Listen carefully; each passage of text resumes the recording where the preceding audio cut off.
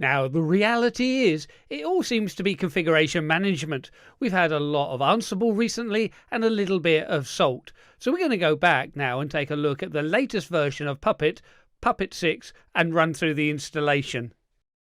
So yes, hello and welcome to this presentation. My name is Andrew Mallett, and as we said in the introduction, we're going to be taking a look at Puppet 6.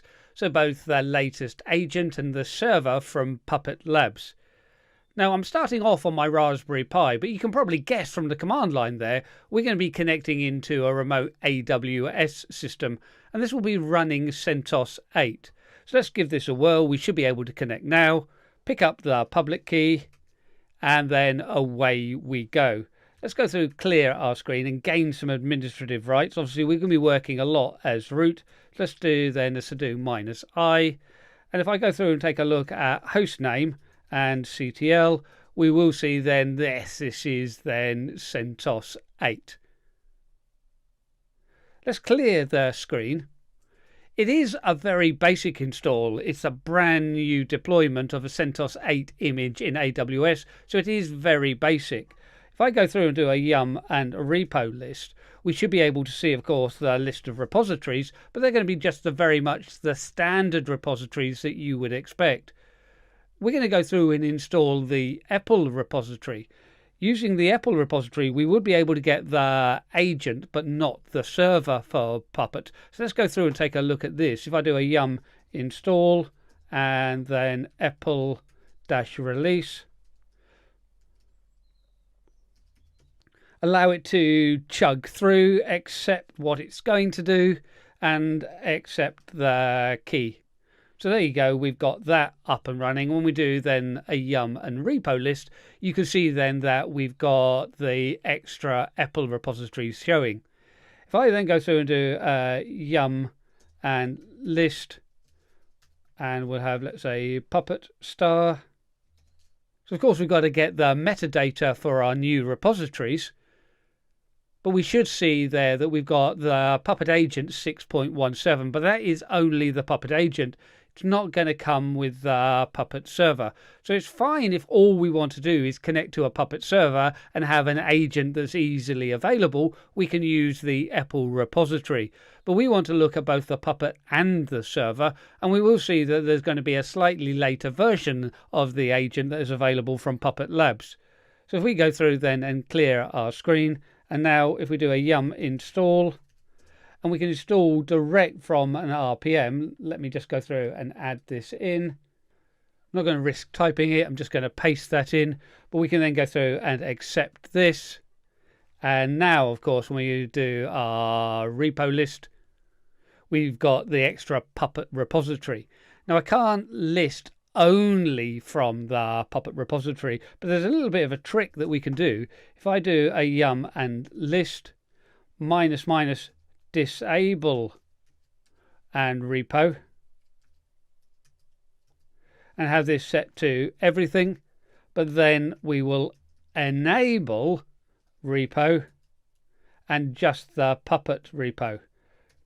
So we disable everything, but then re-enable the Puppet repo. This is only for the command line, so we don't have to worry about changing configuration later or setting this back. This is only for this command line. As we now go through and take a look, we can go through and pull down the metadata from the Puppet repository. And as we go through and look, we've got then a few packages that are available. We've got the agent, which is 6.18. We've got the Puppet server, which is 6.13. But we've also got things like Bolt. So Bolt then enables us to go through and connect to systems without being reliant on the agent being installed. So we should be up and running. But there's a few little changes that we will need to make, but we might as well go through and install first. So if we do a yum install, and as we go through, we can put on then our Puppet server. So this is going to be Java based. Installing the Puppet server will also install the agent. We can go through and just say yes. So this is installing then both the Puppet server and the Puppet agent. It's also putting on Java as the Puppet server runs as a Java virtual machine. Now we should be able to see then our Puppet version, but if I type PUPP for Puppet and then double tab, you can see I'm not getting tab completion. If I look at my path variable, obviously I got this when I logged in, but we will have changed this now. So if I exit out and then sudo back in, sudo -i is going to give me a full login script. And now go back and look at my path, we can see that we've added in /opt, /Puppet Labs and /bin. So don't be worried if it doesn't seem to work straight away. Just log out and log back in again, or exit and sudo -i again, and we're going to be back up and running with the correct path. So of course we run our login script, and the login script will have the correct altered path. Once we've rerun it, we're going to find everything is working. If I go through and look at free -m, we can see here then I've got roughly 2 gig of memory. I'm running T2 small, and that gives me then 1.5 gigs available. However, the Puppet server is going to expect 2 gig available by default. So I can go through and make a little bit of a change. I'm going to use sed to do an in-place edit. And as I go through then, I'm going to substitute, and I'm going to look for 2 gigs, and I'm going to replace it, let's say then, with 1 gig. And we need to do this globally as the occurrence appears more than once on the line. We need to go through and do the replacement in the etc and sysconfig directory, and then the Puppet server file. So that all looks pretty good. Let's go through and hit the big enter key, and we can go through and grep. Let's go through now and grep for 1G in escape and dot. That's going to be my last argument. We can see then what we've added in. So this would have been 2G before. Now we put it to 1G. So 1 gig for our Java virtual machine. With this done, we should be able to use systemctl. But we also need to make a change from the client perspective. So we're going to go through and echo 127.0.0.2.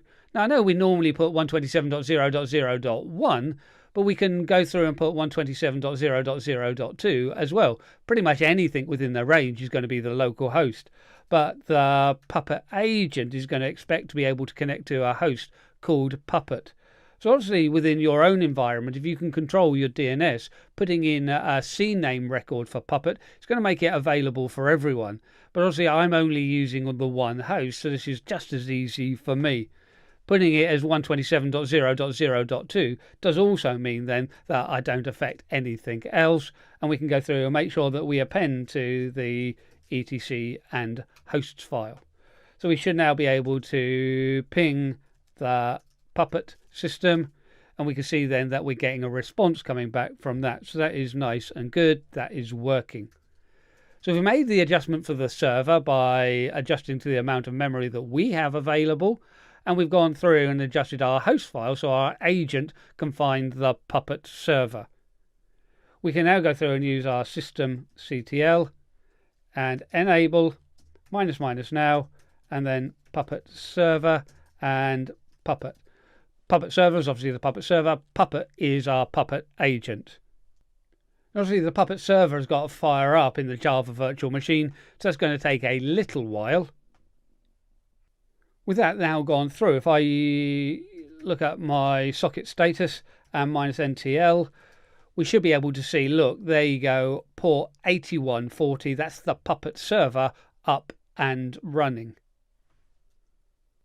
Now, of course, using Puppet, very often we're going to be creating manifest files, but we don't have to use that. We can go through now and use our Puppet.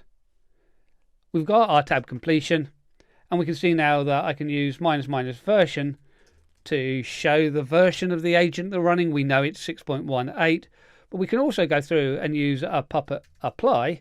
And this is then for a local manifest, but rather than writing the manifest, we can go through and accept it from the command line with the -e. As we then go through, we can specify that we want, let's say, a software package installed. So we can go through and start specifying a quick test from the command line. we can go through, open up our brace brackets, put in the package name. So it's going to be cronny. We want to make sure that cronny is installed. And then we can go through and use the keyword ensure. We separate the keywords from their values using the hash arrow. And then we want to make sure then that this is installed. We generally separate the key value pairs with a comma, but if we include it even after the last one, then we don't forget if we add in an extra key value pair. We can close our brackets down, close off our single quotes, and then just hit the big enter key. And we can make sure then that we're going to go through, and in an agnostic way, we don't care what the package manager is, we'll detect it from the operating system and run it. So cronny is definitely installed. We also want to make sure then that cronny, our NTP client, is up and running. So we can go through and change this from the package resource to our service resource. And this time it's going to be cronny D. And for our installed now, instead of installed, we want to ensure. And then, of course, we want to make sure that the service is running. We also want to enable, and then our hash arrow. And this is then just the Boolean true. And now hit enter. Now, you see there that I'm really struggling with my typing. I had it typed incorrectly and I corrected it till it was incorrect again. So let's go through and make sure that we can get this correct. But don't be frightened of errors. Just look at it and read the error back. And unknown resource type, so servus. Okay, cool. Servus is unknown, but service works perfectly well. So just get your typing correct. Now, of course, this is okay and does then mean then that cronny is both running and enabled. So we've got it to the way that we want. But obviously we want to work with multiple agents. We would then have the Puppet agent, which runs every 30 minutes by default. The Puppet agent would check in and look for work to be done. If we go through and run the agent, this can force a run, but there won't be anything that is configured for it to done. We're looking in the production environment and we're seeing, well, look, we don't have anything to do at the moment. So if we go through and create something, so if we go through and vi/etc and then Puppet Labs, code and environments, and then the default environment is production, and we want to go to manifest. And the file that it's looking for is the site.pp, the site manifest. So I can go through then and create this. If I hit insert, and then we can go through and say that we want the package, just as we wrote at the command line, but we can put it on multiple lines now. So we can go through then and put our package. I generally use single quotes. We don't have to worry about having quotes in quotes now. So we want then the Vim package to the full Vim editor, followed by the colon. When we go on to a new line, then we generally use 2 spaces, and we can then go through and ensure, just as we had before, then our hash rocket, and we want it then installed. It's the only key value pair that we want, but don't forget we normally put a comma at the end just in case we add extra elements in, and we can then go through and close this. Escape, colon and X to save and exit. Now as we then go through and let's look at our Puppet agent -t. Remember, I'm manually running this, but it would pick it up within 30 minutes anyway. But as I go through now and execute this, we should pick up on the work to be done, and we'll have the full Vim text editor. It's a great way of ensuring that every system meets the desired state. So we can see there the notice saying that then we did change. If I go through and run it again, because we're already in the desired state, there won't be any changes that need to take place. So this is looking at the idempotent nature of Puppet. So hopefully this has given you a good insight, albeit a starter, to Puppet 6.